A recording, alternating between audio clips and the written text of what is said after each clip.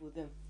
Estamos a falar de um príncipe indiano que viveu há 25 séculos e que abandonou o palácio real e renunciou ao trono para tentar descobrir uma solução para o sofrimento humano, uma forma dos seres humanos poderem ficar livres do sofrimento, ficar inacessíveis ao sofrimento, de certa maneira. Resolver um dos principais, se não o principal, problema humano, que é o ter que enfrentar o sofrimento ao longo da vida, ao nascimento, ao longo da vida, no momento da doença ou da separação e no momento da morte.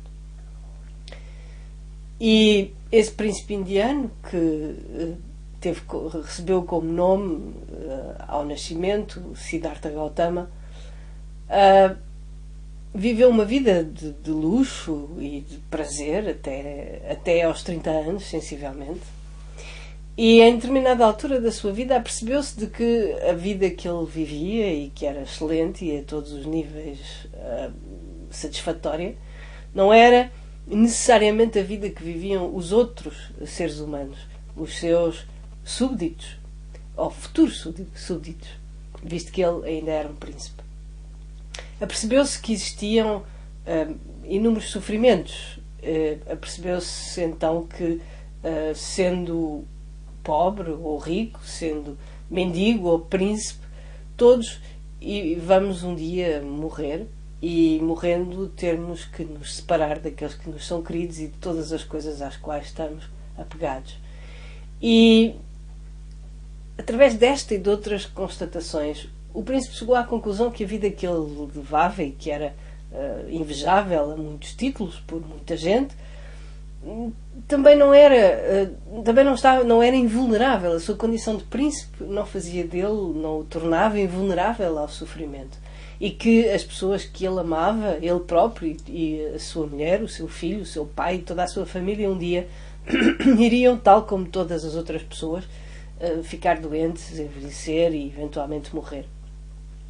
Portanto, esse foi assim, e perante esta constatação, que a vida que ele levava perdeu, de certa maneira, o interesse. Confrontado com as realidades da vida e tomando consciência delas, talvez de forma mais aguda, num dado momento da sua vida, o príncipe decidiu procurar uma resposta para esse sofrimento que ele sabia existir à sua volta.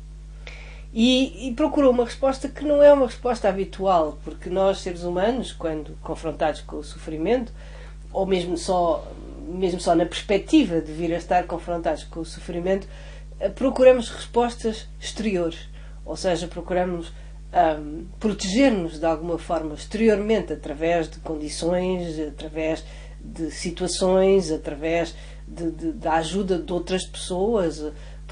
Procuramos, portanto, proteger-nos das situações apoiando-nos em condições exteriores a nós próprios. E é assim que toda a civilização se desenvolveu.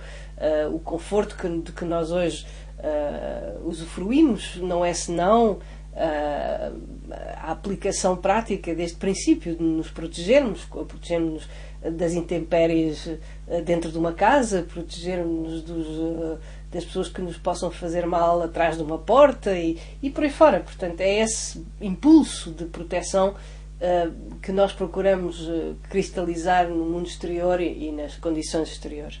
Mas aquilo que o Buda procurou foi radicalmente diferente como abordagem. Ele procurou uma maneira de nós nos protegermos do sofrimento através apenas de condições interiores. E isto é uma abordagem radicalmente diferente e daquela que nós normalmente seguimos. Uma coisa não invalida a outra, e é evidente que podemos continuar a proteger-nos debaixo de um teto e entre quatro paredes e a procurar proteção e procurar reunir todas as condições favoráveis à nossa existência, como é óbvio. Mas o que também temos assistido nos últimos anos é que o aumento das condições materiais e do conforto de que nós usufruímos não nos dá necessariamente um maior sentimento de proteção, não nos dá necessariamente uma arma maior para lidar com o sofrimento, porque a doença a velhice, a morte, a angústia e todos aqueles males psicológicos de que os seres humanos podem sofrer, não só continuam a existir, mas até certo ponto são agora talvez ainda mais presentes do que eram há 100 ou 150 anos. Portanto, a abordagem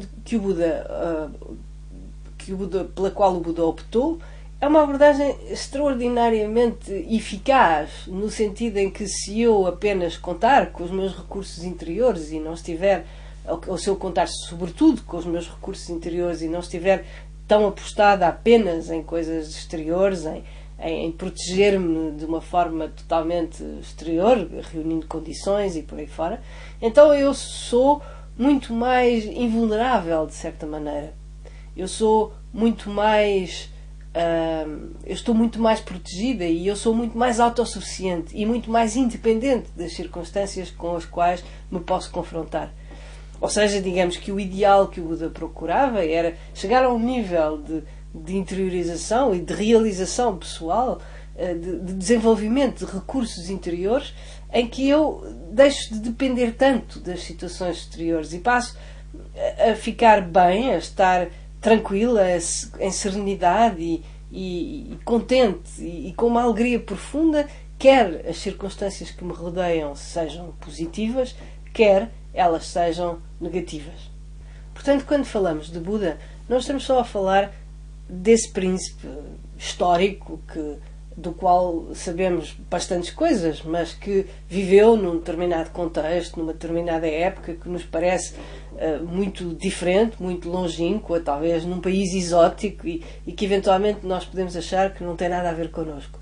Quando falamos de Buda, estamos também a falar daquele ser e do estado que ele atingiu. Um estado que o colocou realmente, que lhe permitiu transcender o sofrimento. Transcender, entendam, não significa que ele tenha deixado de sofrer, que ele tenha deixado que o sofrimento, ou que a morte, ou que ele tenha deixado que ele não tenha envelhecido, ou que à volta dele ninguém tenha morrido, ou nada disso, mas simplesmente que fez com que ele tivesse desenvolvido interiormente uma tal serenidade, tais recursos interiores, que fizeram com que, perante as diversas situações da vida, ele nunca perdia a sua serenidade, ele nunca se deixava totalmente envolver, totalmente submergir pelo sofrimento, pela dor e pelas diversas dificuldades que nós todos encontramos, a angústia, o medo e por aí fora. Pode parecer estranho poder chegar a um ponto em que os recursos interiores e através da nossa atitude interior, o sofrimento nos passa um pouco ao lado. Mas a verdade é que podemos constatar isso mesmo na vida de todos os dias. Imaginem uma mãe que vê o seu filho a afogar-se.